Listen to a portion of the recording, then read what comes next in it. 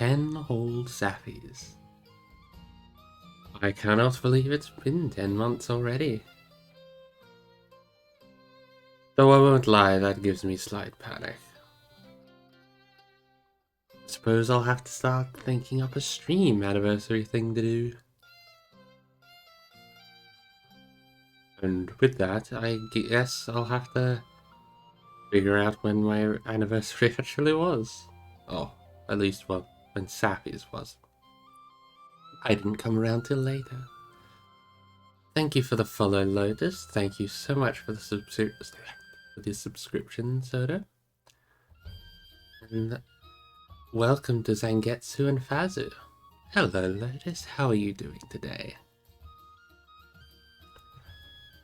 Is everyone nice and comfortable?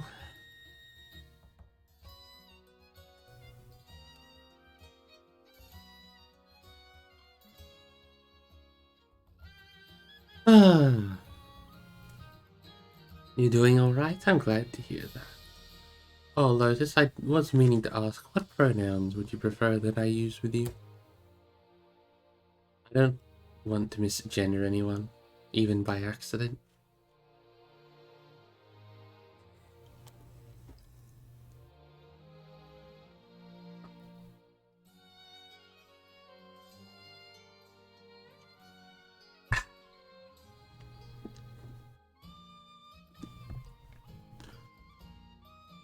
He, him, they, them? Alright, understandable. Oh, stream only just started and I'm already halfway through my water. Okay. Is everyone ready for me to start? You all bundled up nice and warm on this cold day? It's almost winter here and you can certainly tell. Freezing. PNG debut was July 10th. Oh, thank you. Wait, how do you know that? Soda, how do you know that? Wait, what day was July 10th? It's a Sunday this time. Well, you're gonna have a lot cut out for me that week. Just about 2 months to sort out what I'm doing for my anniversary.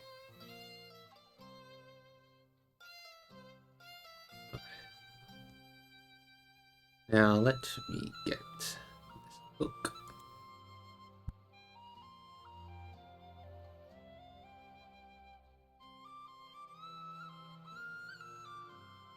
All right.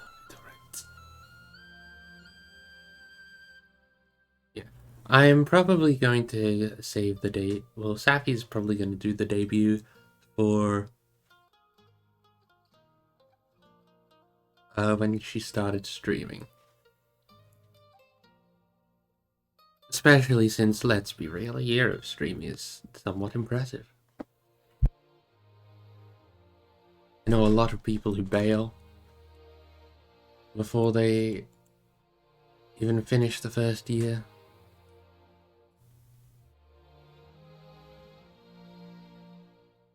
But alright, here we go. How is the music level? Is it just right amount of soft? Is it too loud? Is it too soft?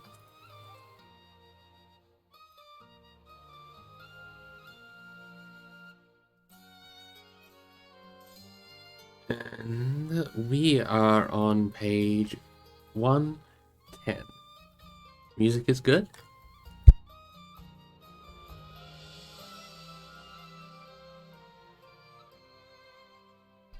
Alright, here we go. Now we had better get home ourselves, said Mary. There's something funny about all this, I see, but it must wait till we get in. They turned down the ferry lane, which was straight and well kept, and edged with large whitewashed stones. In 100 yards or so it brought them to the riverbank, where there was a broad wooden landing stage. A large flat ferry boat was moored beside it. The white bollards near the water's edge glimmered in the light of 2 lamps on high posts. Behind them, the mists in the flat fields were now above the edges. But the water before them was dark, with only a few curling wisps like steam among the reeds by the bank. There seemed to be less fog on the further side. Mary led the pony over a gangway onto the ferry, and the others followed. Mary then pushed slowly off with a long pole. Brandywine flowed slow and broad before them. On the other side, the bank was steep, and up it a winding path climbed from the further landing. Lamps were twinkling there. Behind loomed up the Buck Hill, and out of it, through stray shrouds of mist, shone many round windows, yellow and red. They were the windows of Brandy Hall, the ancient home of the Brandybucks.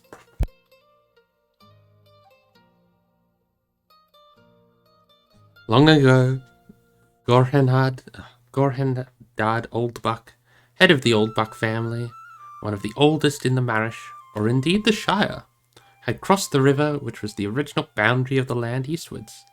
He built and excavated Brandy Hall, changed his name to Brandybuck, and settled down to become master of what was virtually a small independent country. His family grew and grew, and after his days continued to grow, until Brandy Hall occupied the whole of the low hill and had 3 large front doors, many side doors, and about 100 windows. Brandybucks and their numerous dependents then began to burrow and later to build all round about. That was the origin of Buckland, a thickly inhabited strip between the river and the old forest, a sort of colony from the Shire. The chief village was Buckleberry, clustering in the banks and slopes behind Brandy Hall. The people in the Marish were friendly with the Bucklanders, and the authority of the master of the hall, as the head of the Brandybuck family was called, was still acknowledged by the farmers between Stock and Rushy. But most of the folk of the old Shire regarded the Bucklanders as peculiar, half foreigners as it were. Though, as a matter of fact, they were not very different from the other hobbits of the 4 Farthings, except in one point. They were fond of boats, and some of them could swim. Their land was originally unprotected from the east, but on that side they had built a hedge, the High Hay. It had been planted many generations ago, and was now thick and tall, for it was constantly tended. It ran all the way from Brandywine Bridge in a big loop, curving away from the river to Hastened, where the Withywindle flowed out of the forest into the Brandywine. Well over 20 miles from end to end. But of course, it was not a complete protection. The forest drew close to the hedge in many places. The Bucklanders kept their doors locked after dark. And that also was not usual in the Shire.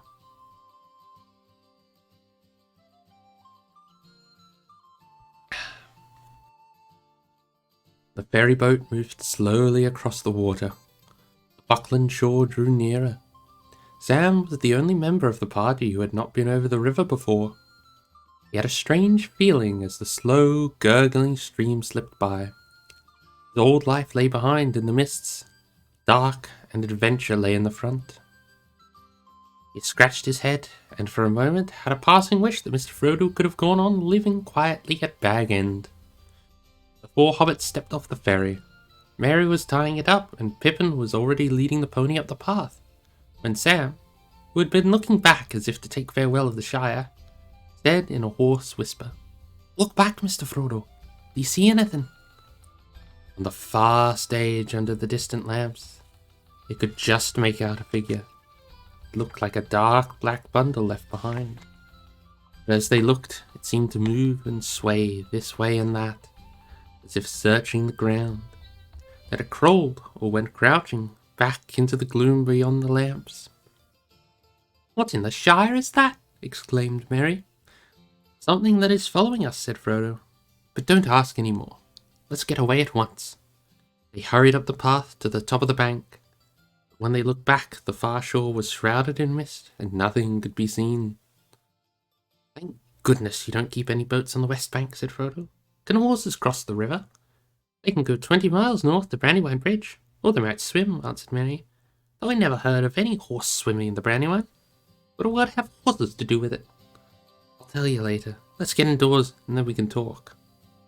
All right, you and Pippin know your way, so I'll just ride on and tell Fatty Bulger that you are coming. We'll see about supper and things. We had our supper early with Farmer Maggot, said Frodo, but we could do with another. You shall have it. Give me that basket, said Mary, and rode ahead into the darkness. It was some distance from the Brandywine to Frodo's new house at Crickhollow. They passed Buckhill and Brandy Hole on their left, and on the outskirts of Buckleberry struck the main road of Buckland that ran south from the bridge. Half a mile northward along this, they came to a lane opening on their right. This they followed for a couple of miles as it climbed up and down into the country. At last they came to a narrow gate in a thick hedge. Nothing could be seen of the house in the dark. It stood back from the lane in the middle of a wide circle of lawn, surrounded by a belt of low trees inside the outer hedge. Frodo had chosen it because it stood in an out-of-the-way corner of the country, and there were no other dwellings close by. You could get in and out without being noticed. It had been built a long while before by the Brandybucks, for use of guests or members of the family that wished to escape from the crowded life of Brandy Hole for a time. It was an old-fashioned, countrified house, as much like a hobbit hole as possible. It was long and low, with no upper story, and it had a roof of turf, round windows, and a large round door. As they walked up the green path from the gate, no light was visible. The windows were dark and shuttered. Frodo knocked on the door and Fatty Bulger opened it. Friendly light streamed out. They slipped in quietly and shut themselves and the light inside. They were in a wide hall with doors on either side. In front of them, a passage ran back down the middle of the house. Well, what do you think of it? Asked Mary, coming up the passage. We have done our best in a short time to make it look like home. After all, Fatty and I only got here with the last cartload yesterday. Frodo looked round. It did look like home. Many of his own favourite things, or Bilbo's things, they reminded him sharply of him in their new setting, were arranged as nearly as possible as they had been at Bag End. It was pleasant, comfortable, welcoming place, and he found himself wishing that he was really coming here to settle down in quiet retirement. It seemed unfair to have put his friends to all this trouble, and he wondered again how he was going to break the news to them that he must leave them so soon, indeed at once. Yet that would have to be done that very night, before they all went to bed. It's delightful, he said with an effort. I hardly feel that I have moved at all. Paragraph break.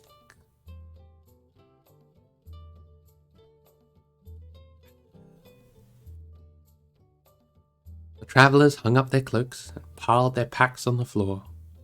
Mary led them down the passage and threw open a door at the far end. Firelight came out and a puff of steam. "A bath!" cried Pippin. "Oh, blessed Meriadoc!" "Which order shall we go in?" said Frodo. "Eldest first, or quickest first? You'll be last either way, Master Peregrine." "Trust me to arrange things better than that," said Mary. "We can't begin life at Crickhollow with a quarrel over baths. In that room there are 3 tubs, and a copper full of boiling water. There are also towels, mats, and soap. Get inside and be quick." Mary and Fatty went to the kitchen on the other side of the passage, and busied themselves with the final preparations for a late supper. Snatches of competing songs came from the bathroom, mixed with the sound of splashing and wallowing. The voice of Pippin was suddenly lifted up above the others in one of Bilbo's favourite bath songs. "Sing hey for the bath at close of day that washes the weary mud away. A loon is he that will not sing, O water hot is a noble thing. It's sweet as the sound of falling rain, and the brook that leaps from hill to plain. But better than rain or rippling streams is water hot that smokes and steams. O water cold we may pour at need, down a thirsty throat and be glad indeed. But better is beer if drink we lack, and water hot poured down our back. O water is fair that leaps on high, in a fountain white beneath the sky, but never did fountain sound so sweet, splashing hot water with my feet. There was a terrific splash and a shout of "Whoa!" from Frodo. It appeared that a lot of Pippin's bath had imitated a fountain and leaped on high. Merry went to the door. "What about supper and beer in the throat?" he called. Frodo came out, drying his hair. "There's so much water in that air, I'm coming into the kitchen to finish," he said. "Look," said Merry, looking in. The stone floor was swimming. "You ought to mop all that up before you get anything to eat, Peregrine," he said. "Hurry up, we shan't wait for you."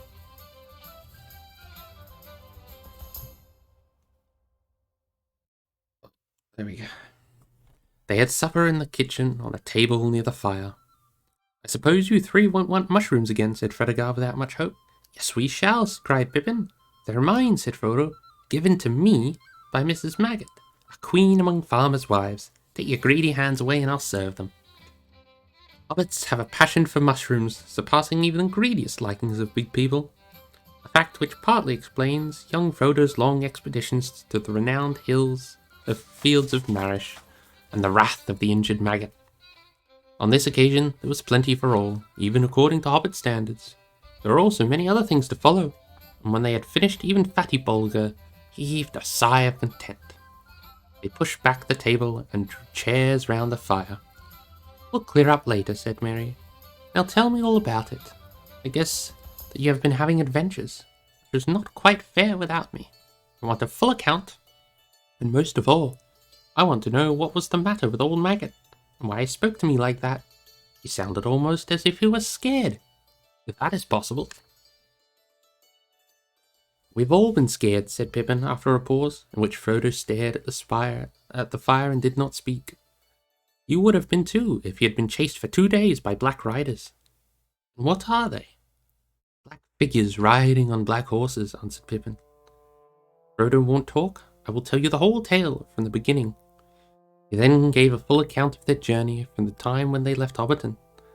Sam gave various supporting nods and exclamations. Frodo remained silent.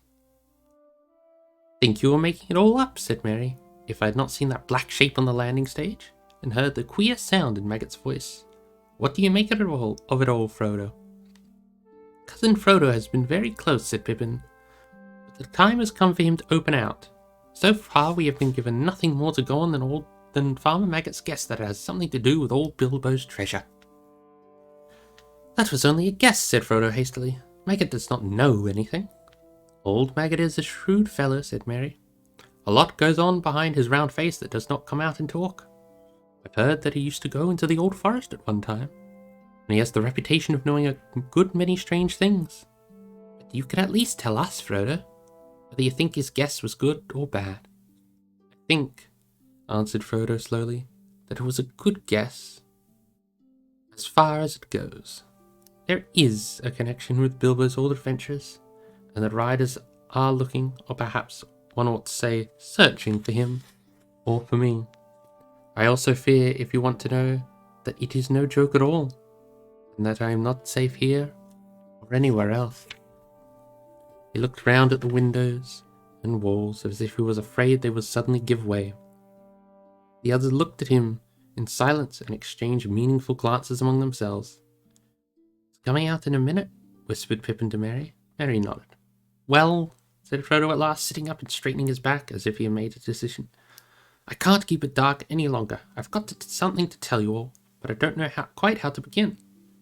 "I think I could help you," said Merry quietly, "by telling you some of it myself." "What do you mean?" said Frodo, looking at him anxiously. "Just this, my dear old Frodo. You are miserable because you don't know how to say goodbye.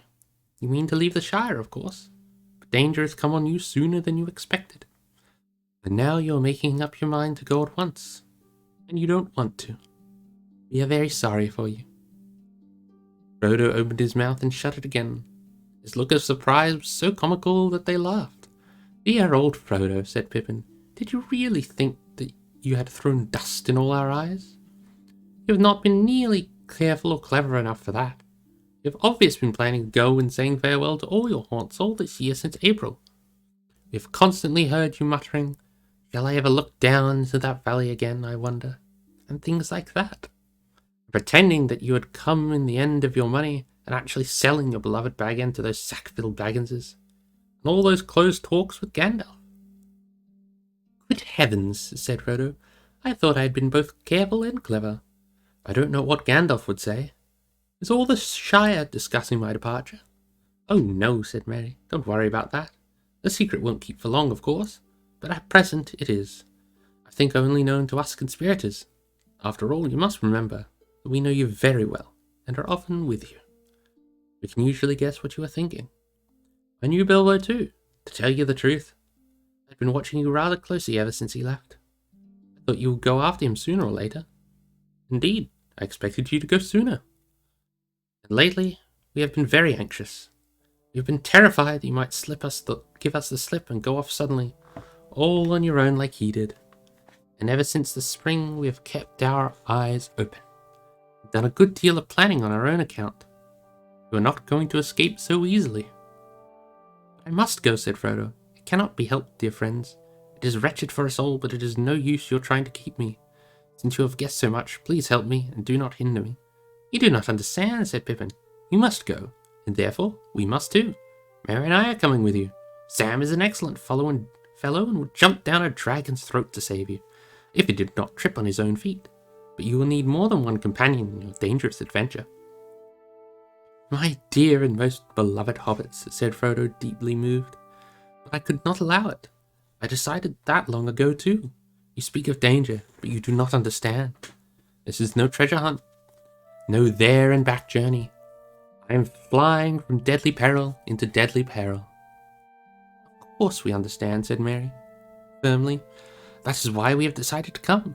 We know the ring is no laughing matter, but we are going to do our best to help you against the enemy. The ring? Said Frodo, now completely amazed. Yes, the ring, said Merry. My dear old hobbit, you don't allow for the inquisitiveness of friends. I have known about the existence of the ring for years.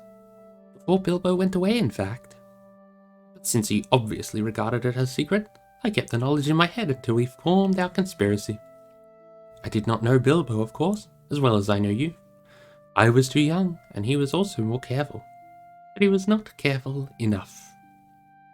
If you want to know how I first found out, I will tell you. Go on, said Frodo faintly.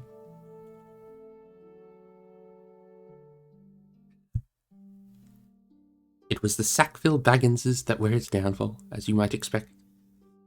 One day, a year before the party, I happened to be walking along the road when I saw Bilbo ahead. Suddenly in the distance, the SBs appeared, coming towards us. Bilbo slowed down, and then, hey presto, he vanished. I was so startled that I hardly had the wits to hide myself in a more ordinary fashion. But I got through the hedge and walked along the field inside. I was peeping through the road after the SBs had passed, and was looking straight at Bilbo when he suddenly reappeared. I caught a glint of gold as he put something back in his trouser pocket. After that, I kept my eyes open. In fact, I confess that I spied. But you must admit that it was very intriguing.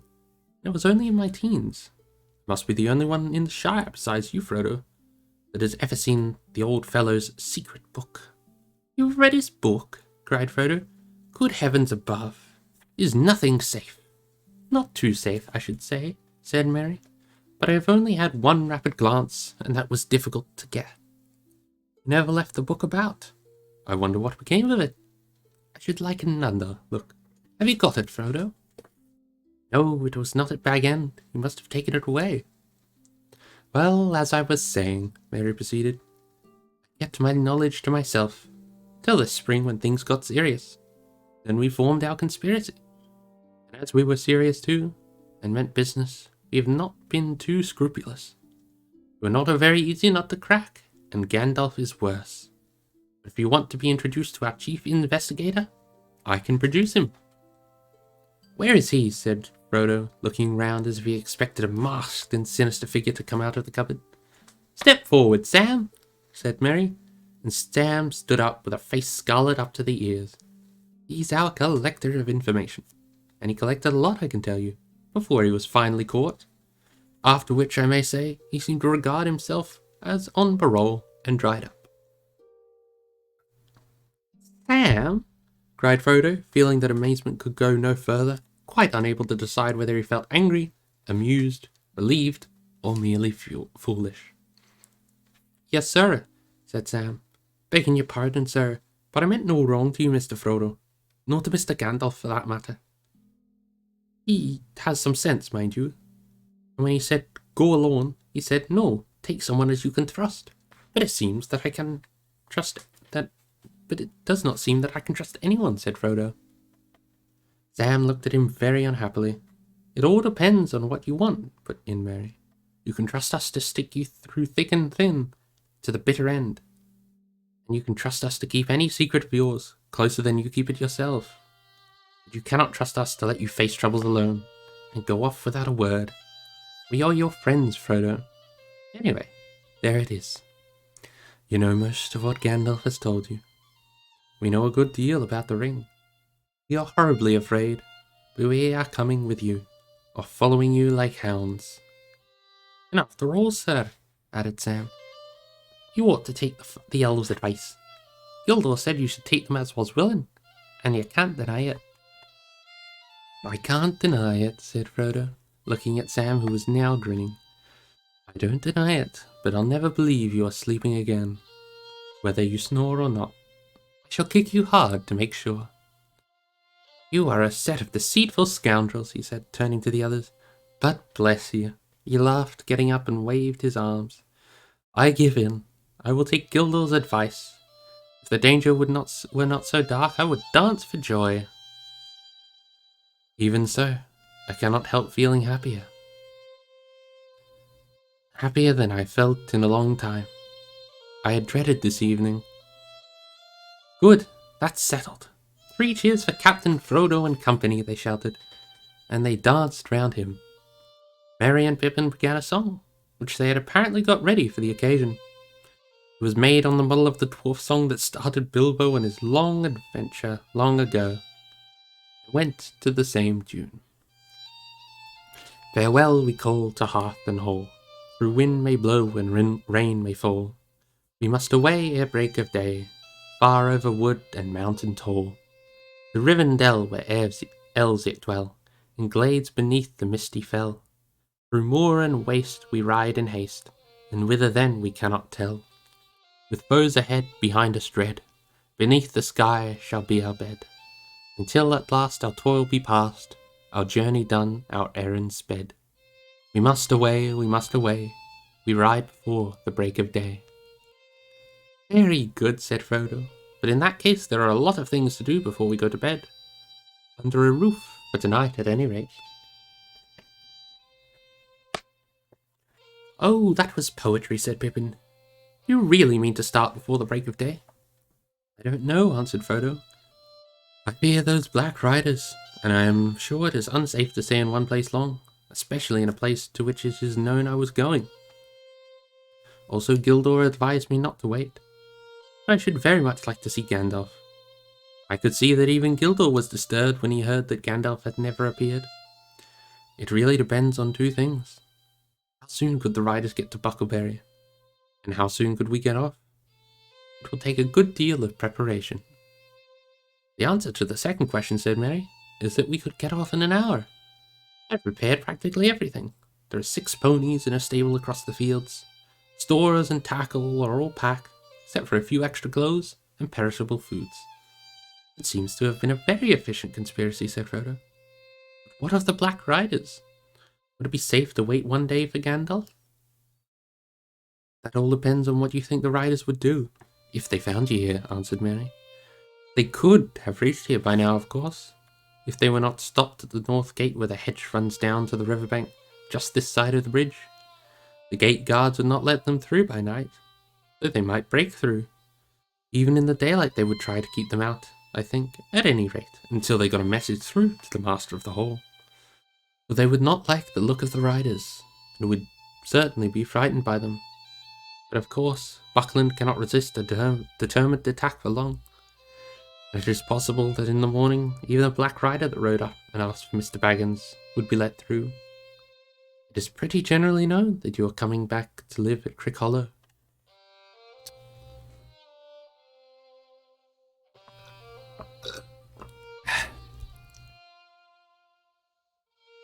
Thank you for the hydrate, I just did. And nice posture.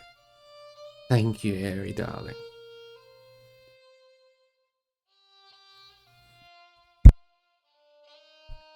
Frodo sat for a while and thought. I have made up my mind, he said finally. I am starting tomorrow, as soon as it is light. But I am not going by road. It will be safer to wait here than that. If I go through the North Gate, my departure from Buckland will be known at once. And instead of being secret for several days, at least, as it might be. And what is more, the bridge and the East Road near the borders will certainly be watched. Whether any rider gets into Buckland or not, we don't know how many there are. There are at least 2, and possibly more. The only thing to do is go off in a quite unexpected direction. That can only mean going into the old forest, said Fredegar, horrified. You can't be thinking of doing that.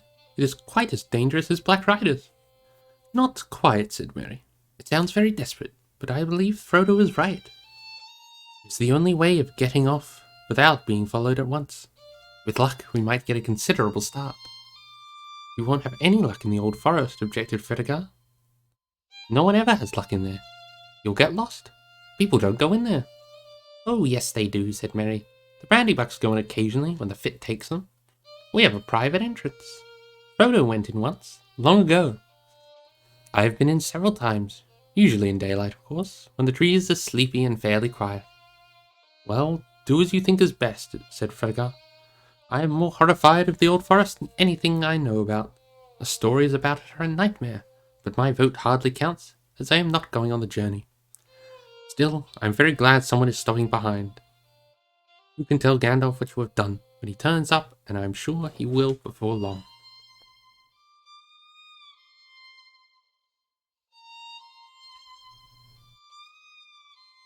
Fond as he was of Frodo, Fatty Bolger had no desire to leave the Shire, nor to see what lay outside it. His family came from the East Farthing, from Butchford in the Bridgefields, in fact, but he had never been over the Brandywine Bridge.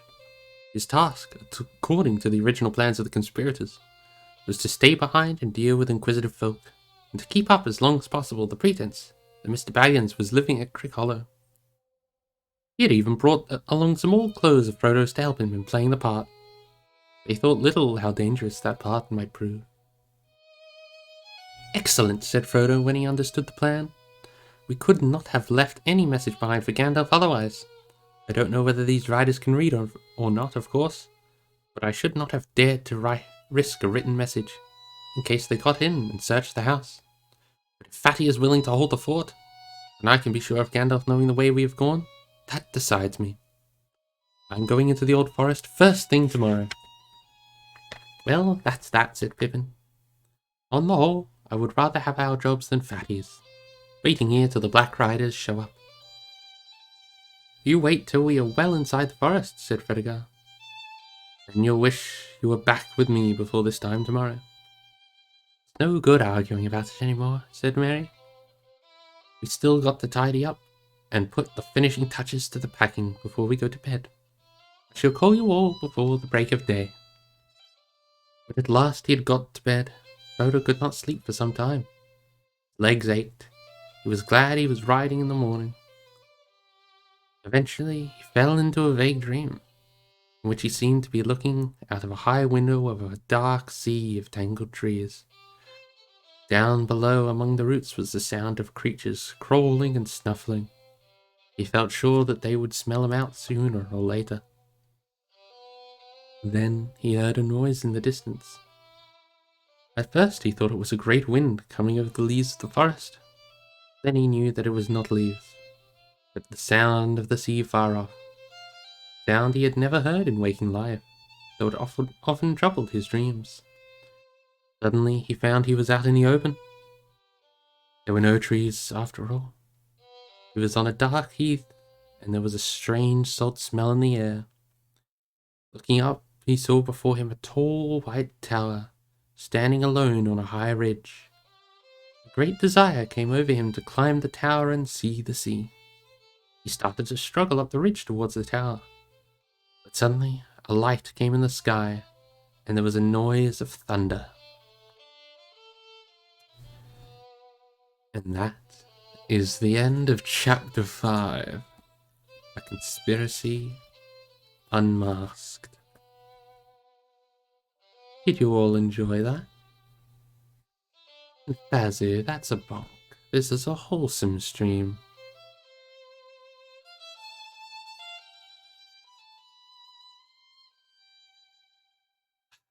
Now let me bookmark it.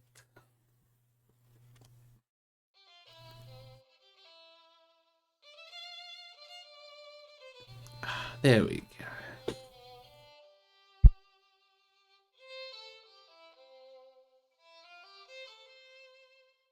Were there any technical difficulties or issues while it was going on?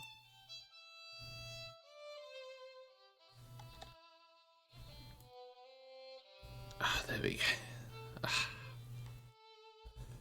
Water is nice and refreshing.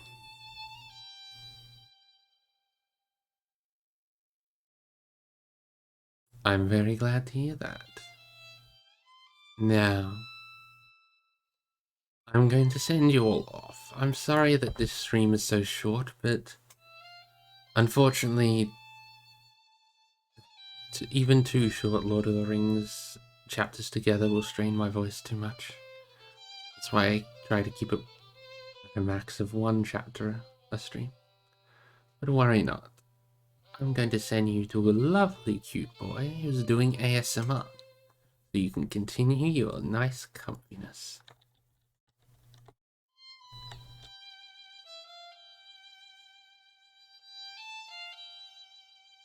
I'm glad you all enjoy it. And I hope to see you next week. We will definitely be continuing with Chapter 6, which is called The Old Forest, appropriately enough. Now, go give this boy some love, and I'll see you later.